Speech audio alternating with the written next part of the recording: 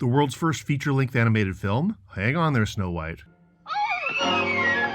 Disney's masterpiece is one of the best, no question, but in 1917, Quirino Cristiano had already made a full-length animated political film in honor of the Argentinian president called Ella Postal, using puppets as characters. Later, German animator Lotte Reiniger and a small team worked for 3 years to create the spectacular fantasy film The Adventures of Prince Achmed in 1926, years before Disney had even gotten started on the landmark shorts Flowers and Trees or The Goddess of Spring. Inspired by Chinese puppets and the German tradition of Scherenschnitte, Reiniger had been making shadow plays of Shakespearean works since her childhood, and was raised on a steady diet of Georges Méliès. She had the chance to meet her hero, the towering German actor Paul Wegener, best known in the States for Der Golem, and worked her way into his film company. Eventually, she convinced Wegener to let her produce interstitials for his films, and got her big break animating wooden rats for the Pied Piper of Hamelin. She was also invited to create a remarkable dream scene for Fritz Lang's Die Nibelungen. As a young female animator in the 1920s, Reiniger was working in elite circles. Being invited by an investor to create a full-length animated feature, Reiniger stepped up her game. She advanced her papercut animations by creating the multiplane camera, which was used to create depth and realism. The multiplane camera gave startlingly realistic depth to Disney's early features, but maybe even more beautiful when combined with Reiniger's expressive flat cutouts. Reiniger's style resembles Asian shadow puppetry, specifically the Wanyang style from Java, but it's given a freewheeling European flair. This was 1920s Germany, so don't be too surprised that some of the character design is on the exoticizing side.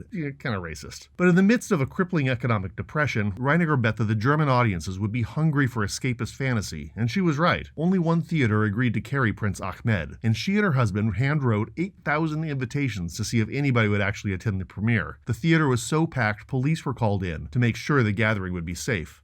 It was more than safe. It was a triumph. Prince Achmed tells the story of a hapless prince whose sister is pursued by an evil sorcerer. The prince is sent off on a series of adventures in the distant land of Wak-Wak in Africa. After dallying with the Wak-Wak palace serving women, Achmed falls for the African princess, Peri Banu, who can transform into a phoenix. The evil sorcerer pursues Achmed, turning inexplicably into a kangaroo. And while Achmed falls into the sorcerer's traps, he takes Peri Banu away to China, where he sells her to the emperor. This all culminates in a massive war between a witch, the sorcerer, an army of demons, and Aladdin? Yeah, that's right. Well into the movie's 65-minute runtime, we suddenly get the backstory of Aladdin and his Wonderlamp. The Adventures of Prince Achmed playfully combines 3 Arabian Nights tales, the story of Prince Achmed and the fairy Peri Banu, and the Ebony Horse, plus of course the French story Aladdin, which was probably written by a Syrian priest about a Chinese waif. I mean, these stories have messy parentage, so putting them all into an action movie blender kind of makes sense.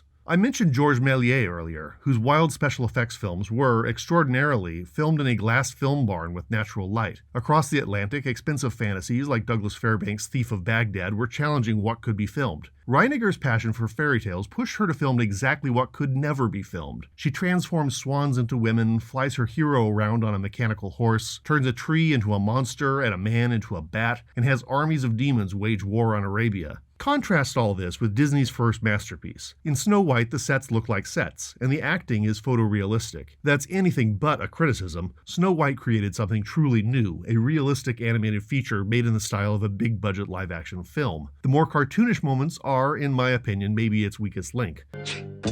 The dwarves themselves are probably the most impressive achievement, since they exist at the perfect midway between cartoon designs and real-world actors. Snow White sparingly savors its magical flourishes, the magic mirror, which could be done and has been done in live action, and the witch's transformation, which is probably the film's most memorable scene. Never equaled in live action until 44 years later in American Werewolf in London. With each successive film, Disney reached further away from what could be done on a set with actors. He added a wooden boy, realistic animals that emoted like humans, and a circus where the animals are more human than the people. None of this could be done in real life, or at least it shouldn't have been. Lotte Reiniger didn't stint on the magic. The Adventures of Prince Achmed is an action fantasy, not a kiddie film, and at a crisp 64 minutes, that's only 2 minutes longer than Dumbo, and with no musical numbers, it may be the most digestible art film this side of Un Chien Andalou. With the rise of the Nazis, Reiniger and her husband left Germany more or less for good. She continued making animated sequences for the BBC and later for American studios. The Disney studios have obviously eclipsed her legacy for most of the public, even claiming repeatedly to have made the first feature-length animated film and invented the multiplane camera.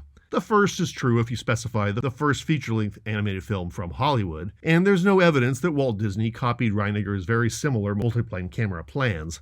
If you don't have such a thing at home, you take your best dining table, cut a hole into it, put a glass plate over it, though anyone as savvy and forward-thinking as Disney and his team would have known about Prince Achmed, and at least said to themselves, hey, how did they accomplish that?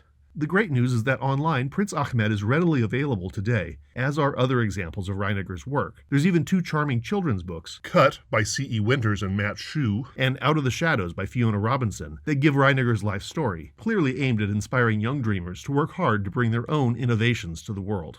It's for this experimental film, which nobody knows about and which I'm still figuring out.